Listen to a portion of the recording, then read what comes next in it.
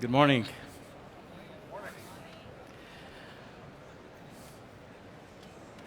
My name is Yasser Al Sayed. I'm very thrilled to come back again to the beautiful Barcelona to participate in the IoT Solution World Congress. It's wonderful to meet all of you. This has happened to me, this is the third day, and it gave us the opportunity to meet with customers, the partners, visit some of the booths. So it's amazing time, and it's great time for IoT.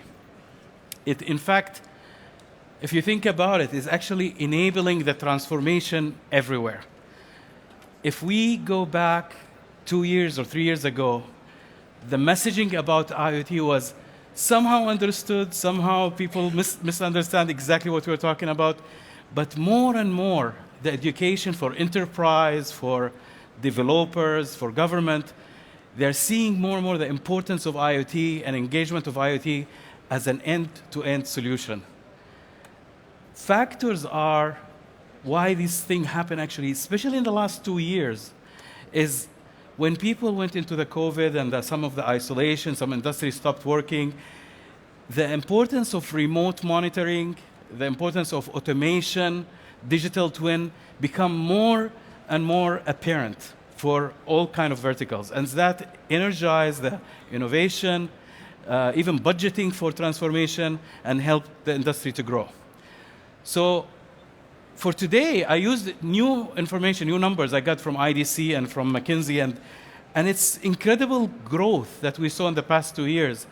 In fact, what the number we have right now, there's 40 billion IoT devices connected in the world right now. Some of them are very simple, like sensors. Some of them are larger with gateways and edge compute.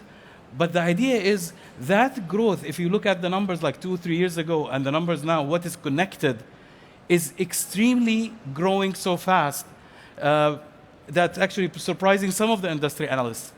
Now, I probably shared with you before that the idea of IoT or connected machines, there's nothing new about it. It's something that has been over there from the time we have telephone lines.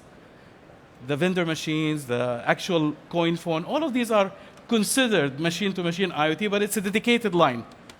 What's changing is the scale internet has provided.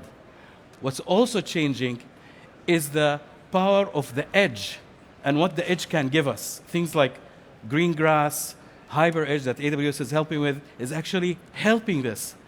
So we see this in manufacturing. Right now, manufacturing, there's 51, and these numbers are based on analysis that actually very credible that we use, like IDC, for example.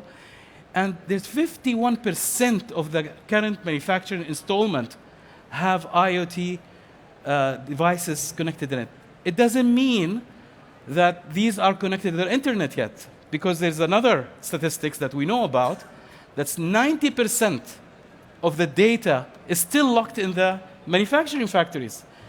The fact that I am here third day, I spoke to some of the solution providers and developers in the past 2 days, and they start saying like, we need to create the awareness in the factory that it is, if everything is running well, great. But if you use your data, it will even be running better. Your yield will be better, your preventive maintenance will be better, and that's how we can educate the factory managers and the industrial to actually unlock the data by using the IoT and the cloud.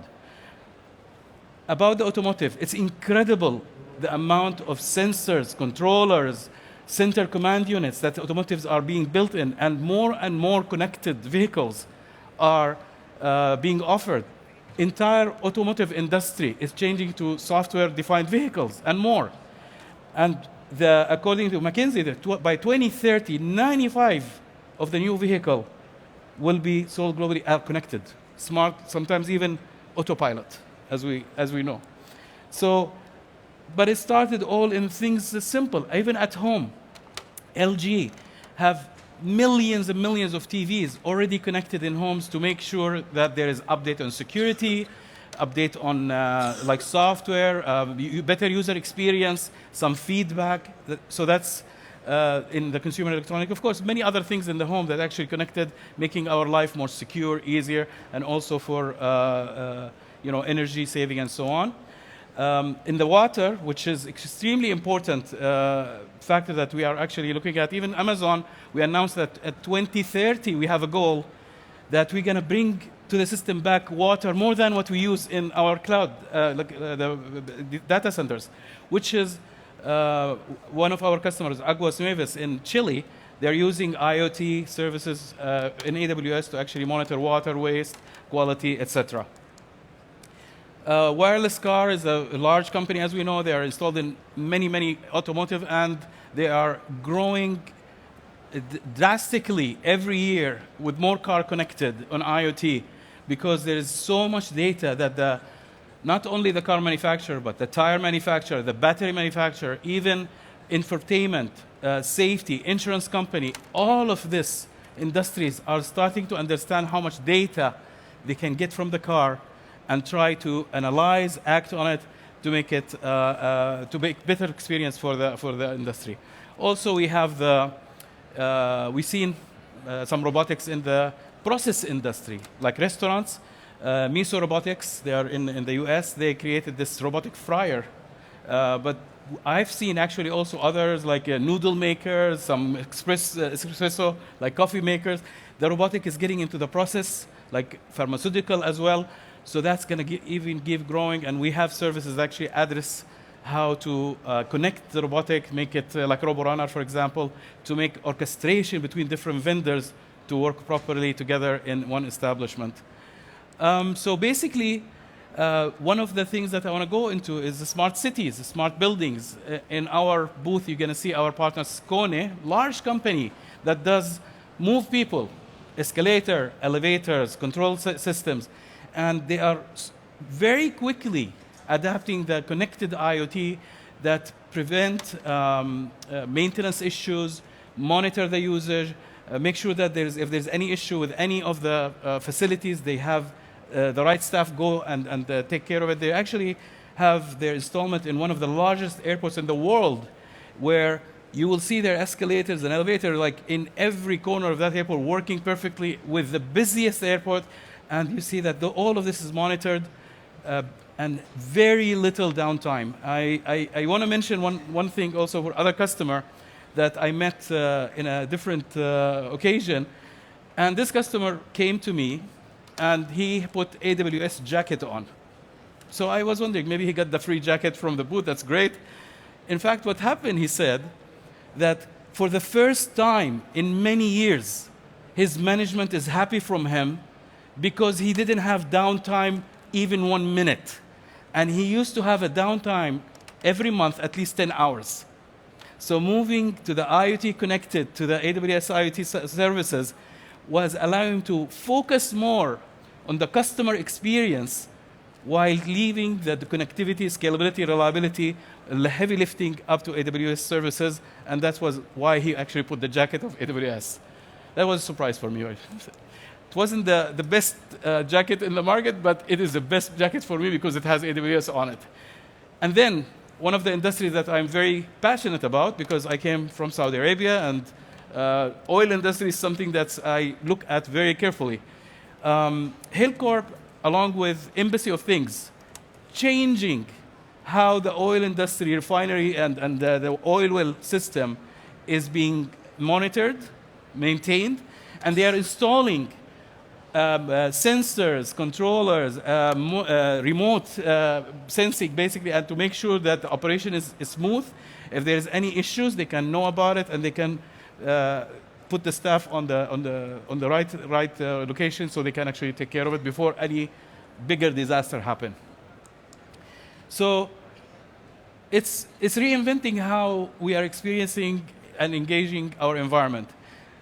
And why businesses are investing in this? There's a lot of companies, as we saw the numbers, right? There's 51% here. There's a growth in the usage, cars, and so on. Because companies are starting to imagine the experiences of their customer. So what they want to do for their customers. If LG is engaging with their customer to understand their habits, for example, like they want to watch sports channels only, or they want to watch certain programming, and they can enhance that experience for the customer, they do that. If for example, saving energy in escalators is like you don't have to run the escalator all the time, 24 hours. You slow it down until you see some action happening around the area, then you put it on, so you actually save energy. And those things, so imagining the experience, looking at how you can do sustainable actions, making it safer, that allow the companies to update their way of offering their products using the technology. Also, they are starting to generate new value. There's a new stream of revenue that you can actually utilize by looking at the data. You can actually sell the collection of data that you're getting, for example, from the tires. So you can sell the tire manufacturer some of the data. If there's certain region have different threat, different reaction to the environment, then you actually can sell that tire manufacturer this data so they can update the SKU for a certain region. And that's very useful. So that's generating some new values. Making better decisions. So sometimes you want to deploy certain amount of maintenance team in certain area because there's a lot of problem happen, rather than guess that you'll have to have a maintenance team everywhere and then it will be like more expensive for you as an expensive for operation. You can focus on the areas that actually give you better return for where you spend the money. So that's a better business decision. And also the drive of the efficiency. As we say, like sometimes you have to change some of the process, like using robotics, using different setup in your factory. So using this data and monitoring, so you can actually simulate in the future what is better for you, so you can change that towards your advantage. So all of these goodies and all of these items that actually the companies are using, but there's still some others are worried about this, and some others still question, should I really go into connected IoT services?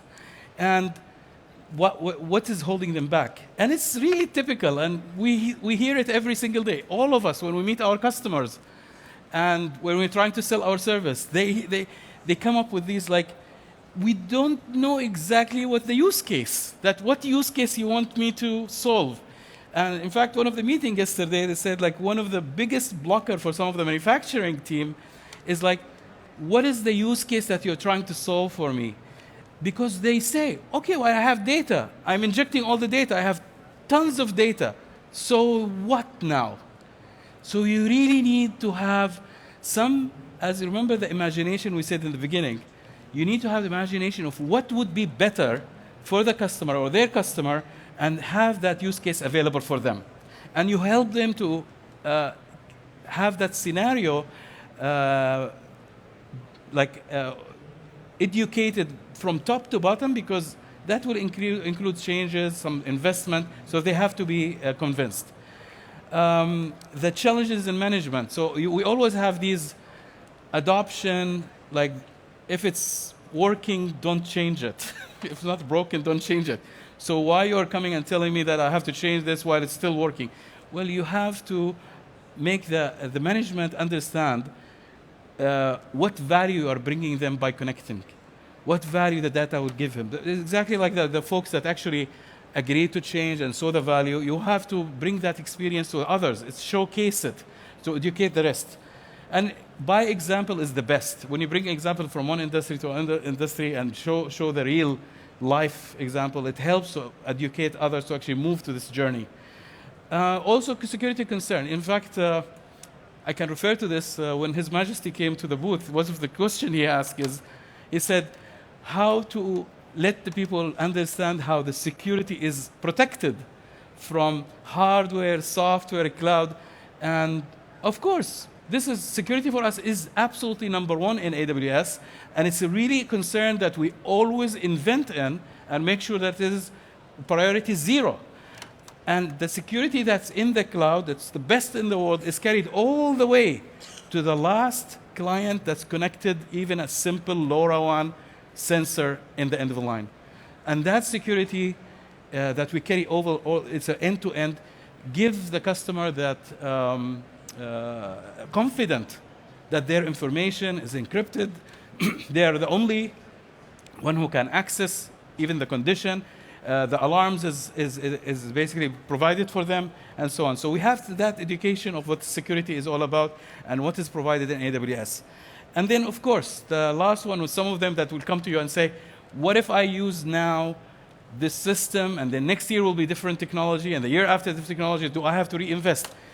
So that's where we come, we say, the infrastructure, the cloud, the connectivity is our heavy lifting. Focus on your area that you want to really put your money and serve your customer the best way possible.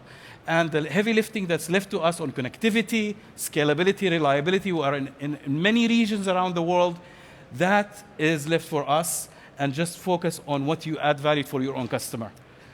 So we have, of course, today, for example, I'm going to bring like how the end-to-end solution of IoT can happen. And it's very important to realize no one company, including AWS, can bring a solution that's end-to-end. There is attempts by other companies that try to do that. It's very difficult because if you offer a vertical and you need to make it updated and you need to carry it over, it's a very heavy lifting and you'll end up becoming very slow in adapting for new technologies. So we work with thousands and thousands of partners like you. This event is a perfect example of how many partners you can actually work with. And I've used some of those partners in my examples here with the customer, because those partners have specific knowledge on certain vertical, and they have been doing this in this industry for many, many years. So they are the best in understanding what the customer wants, how to adapt, the skin, let's say the skin, the UI, and customize the software, where we provide them the back end, the services, which I'm going to go over, like some of the purpose-built services. So we use the partners as a front end to actually make the integration. We have the services that to make it easy to collect the data, analyze it, and act on it. And also the security, which I mentioned, which is extremely trusted, and it's the best in the industry. The last thing is we really provide, which is also the concern which I mentioned before, is we have a longevity in the business. There's many questions about, like, is this going to be supported forever? Is this going to be there forever? It's one of the simplest things for AWS is we are the provider for Amazon.com, many services of IoT. So the trucks that move, the cameras in the trucks, I'm going to show you some of the examples of what we do actually in Amazon.com. Those services for IoT is necessary for the success of the business. So it will be always there and will be always available for the customers as well that will use it.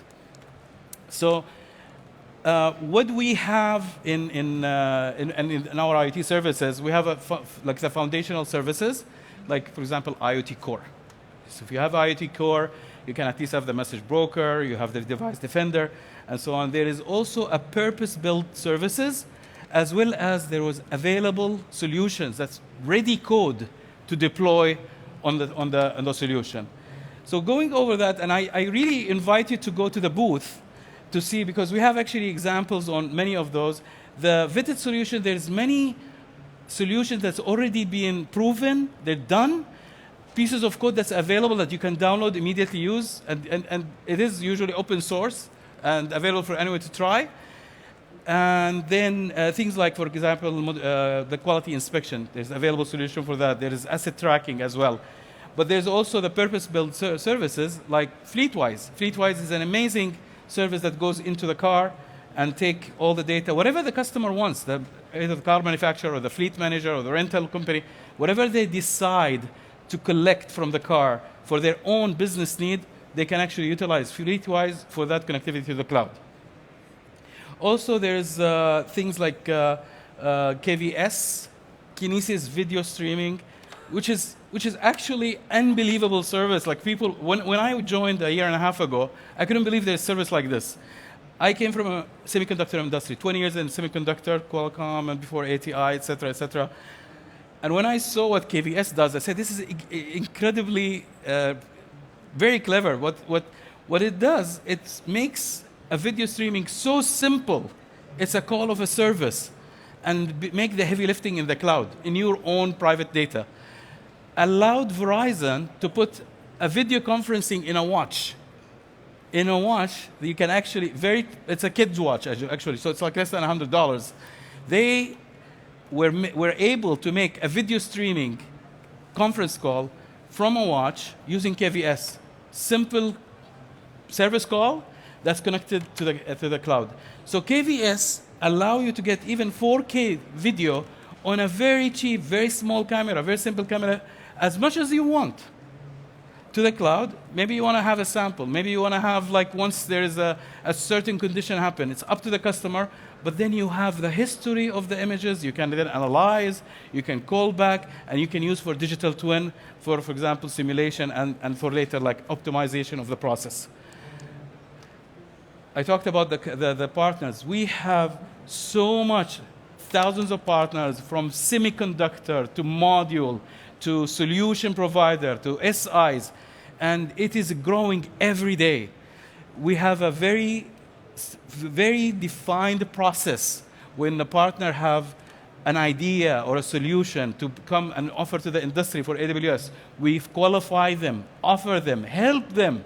I've been in so many meetings with customers, sitting with the partner, helping out to understand how the value comes together with AWS for the partner to be able to have the right deals. And some of you actually have done that with many of my team as well. So, talking a little bit more about security, I want to actually mention a couple of items. There's things we released very recently, last year, a few months ago, is the fact that we have now in IoT Core the simplest device you have in the end that's connected, sensors or controller or whatever.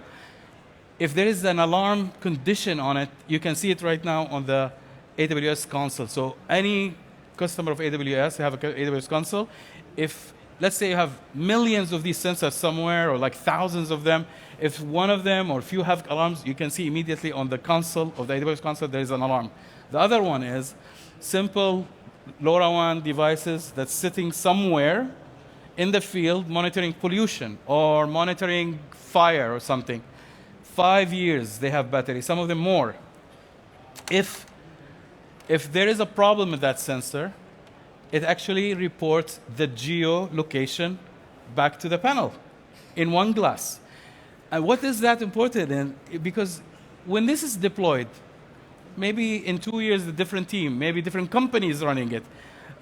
In 3 years, if something happened that needs maintenance, if you have it in a list, you have to look for it. You have to look at the maps. You have to look at who actually deployed, etc. With the IoT Core, with the release of the location-based services that we have done in November, you get the exact geolocation, so you can deploy immediately. This is, for me, as a person who wrote the TR45.2 LBS in the 90s when I was in telecom. That was an amazing game changer from having LBS on mobile to have LBS on cloud, which is based on Amazon Map, which is one of the most accurate mapping system in the world. See how excited I'm about security and location-based services. So we are in the consumer electronics, industrial, connected vehicles. There's going to be more in the vehicles. There's a lot of things happening in the automotive, as well as the public sector and in commercial and smart building. But I want to talk today, because I want to use an example that's very exciting, about industrial and what we have done in manufacturing. And I want to specifically talk about how we utilize the data-rich environment in manufacturing in what we use as a Twin Maker. Twin Maker we released last year. And we have thousands of customers already starting with it. It's an interesting digital twin.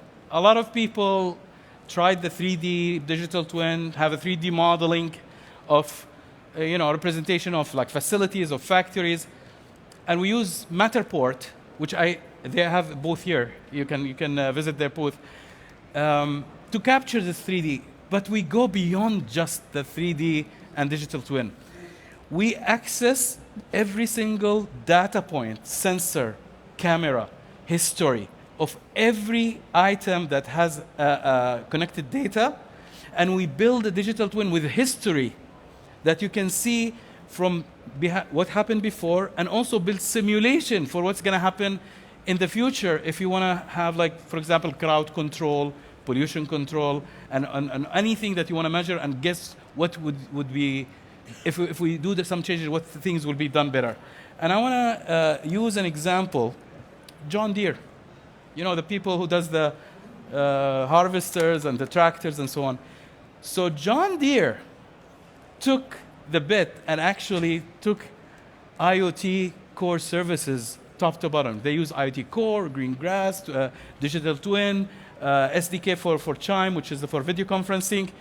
And they installed our services in 500,000 tractors and new vehicles and units. And all of these units are monitored in mobile phone, in laptops, and panels, and making the farm managers make better decisions on usage of pesticide, usage of some material, so it can have better yield and also better usage of the material. But also, they did one more thing. And I want to push play when I explain to you a little bit what's in front of you here. So, digital twin maker, they built, using Matterport, their facility, the production facility. And they, in the left-hand screen, you will see that, and then in the right hand, in the bottom corner, you will see like where is the live dialogue going to happen between the expert and the person in the factory. And then there will be like action and warning up there. And I'll run a very small video, but I want to give you the example of what is that. Remote expertise is happening more and more. So John Deere have 40 factories around the world. If you want to have 40 different engineering teams around the world and add that other industry like car mechanics, if it's a connected car, you have mechanics everywhere, that's going to be very, very expensive operational cost. So what this solves is you can have a central point of expertise, but in real time, you can assist somebody in the field in real time with the exact location of things, with real-time data that you already have in the digital twin, because that's updated all the time. Usually, if there is an issue in the factory, and some of the operators say, okay, there's a problem here, he will send or she will send an email, a video, somebody will look at it. Next day, somebody will tell them, do this, or try this. At least 2-3 days run. I'm going to run this example. This is a real example. And it's going to be 40 seconds, where the expert will see the alarm. The person will look into the digital twin, will start the discussion with the operator, will tell the operator, now he knows or she knows where is the area. He tells the operator to go next to the place to check it out. And then the engineering will say, okay, I check it, it's good, I approve it. So the entire action, because it's real data updated in digital twin with the twin maker and using the Chime SDK, it happens in real time, and those two people can be in totally different continent in real time. I discussed this example with people who are doing drones, people who are doing connected cars, and the idea that came to them is actually they can go and put this industry in a more remote location, the experts will be somewhere else, and the factory will, and that operation can happen in a very efficient way. So again, it's approved. We are supporting customers all over the place. There's so many examples I can bring up, but I chose few of them. But if you look at this, all of these manufacturers, all these solution providers, they are with AWS IoT, and we're supporting them, supporting their customers. I want to leave you with very important 3 summary points that you leave today with. For IoT, as an end-to-end solution, be curious how to serve your customer. Imagine what would be good for them. Experience. Don't wait for the customer to imagine that, because sometimes when good old is good old and things are moving, people start to say, okay, that's good to me, but they don't know that actually it can be even better. So you need to imagine for them, be curious how to actually help them out. Innovate. Leave The big items like scalability, connectivity, storage, compute, we have 200 services in AWS that you can use, like KVS, like IoT Core, like SageMaker for ML. There's 200 that continuously being innovated, continuously being updated. Thousands of engineers working on it. Security is the best in the world. Use your effort to innovate in your area to help your customer. And that's how you can basically make better yield of your investment. But the most important point I leave you today with is collaboration. It is extremely important for this industry to succeed in any vertical, to leave the ego out and collaborate even if you are competitors. Because every piece in the chain from end-to-end in IoT needs collaboration from different groups. No one, no two, no three can do it alone. And we've seen it year over year that the only successful examples for multinational, multi-verticals success happen when many companies working together as one team. Thank you for your time. Enjoy the rest of the show. Thank you.